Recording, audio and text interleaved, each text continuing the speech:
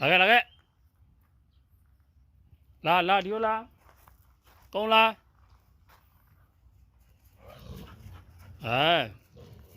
ကုတ်ကလေးတွေကိုလာခဲ့သားလာ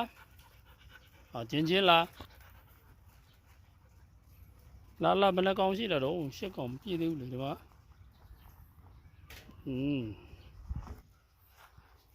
နိုးလာ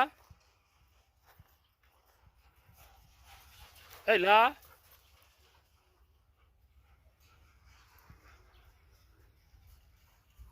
ကဲဒါတော့ယာယီတဲ့သူတို့ရဲ့ဟာဟိုထဲကတော့လုံးဝဟိုအချမ်းဖြစ်သွားတဲ့ဟာအခုတော့ဒါလောလောဆယ်ဒီမှာအခုဒါတို့အတွက်အကားဆောက်ပေးဖို့ဝယ်ခဲ့တဲ့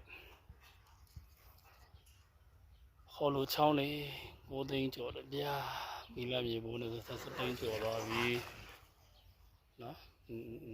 မှာဗျာဒါ family group ကြီးပါဗျာနော်အဖေမိသားသမီးအားလုံး10 ကောင်ရှိပါတယ်ဒါ2 ကောင်ဒီဘက်မှာက5 ကောင်ဟောဒီမှာကဒါအမေကြီးပါနော်ဟုတ်လားဟိုဘက်ကဟာကအဖေကြီးပါဒိုပါဖေကပူနေပြီဒီမှာသား2 ယောက်ဒါကြီးကထွားတယ်နော်ဒါအဖေကပူလေးနော်ဟောဒါကကစ်အမေကြီးသမီးရေဟဲ့ပပယ်လေးဟောဒါပပယ်အဲ့လိုရှိပါတယ်ဗျာ